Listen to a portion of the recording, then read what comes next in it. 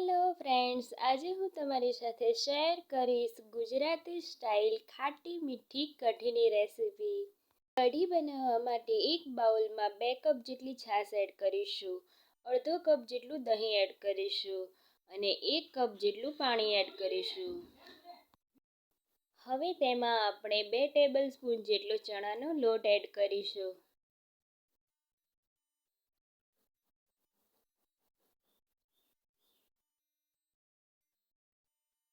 સ્વાદ પ્રમાણે મીઠું નાખીશું। હવે આપણે લોટને છાશમાં સારી રીતે મિક્સ કરી લઈશું।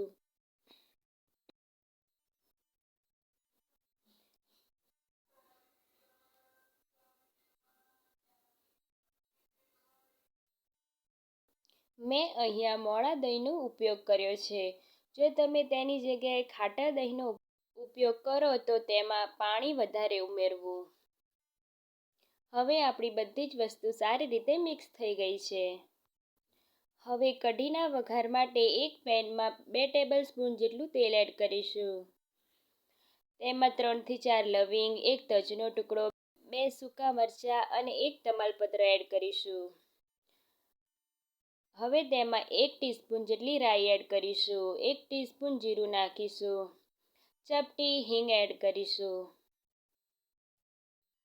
તેમાં આપણે લસણની પેસ્ટ ઉમેરીશું, મરચાંની પેસ્ટ ઉમેરીશું અને બધી જ વસ્તુને 1 મિનિટ સુધી સાતળી લઈશું।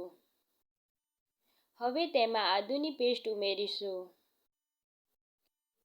આદુને પણ આપણે 1 મિનિટ સુધી સાતળી લઈશું।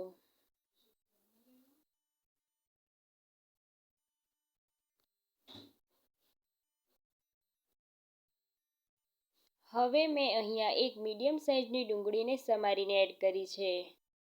તમે ડુંગળીને સ્કીપ પણ કરી શકો છો। ડુંગળીને આપણે 3 મિનિટ સુધી સોતે કરી લઈશું। હવે તેમાં આપણે થોડા લીમડાના પાન એડ કરીશું।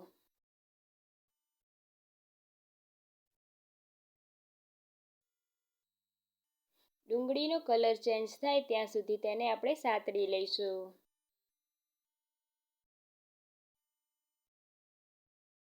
હવે તેમાં આપણે મરીનો પાવડર એડ કરીશું।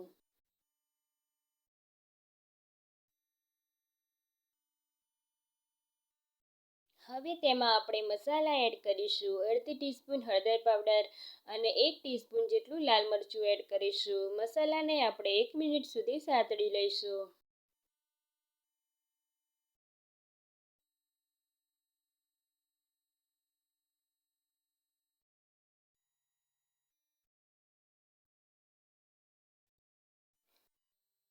હવે આપણે તેમાં છાશને ઉમેરી દઈશું।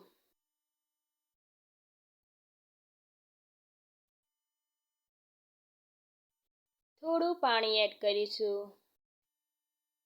અને બધી જ વસ્તુને સારી રીતે મિક્સ કરી લઈશું। થોડો ગોળ ઉમેરીશું।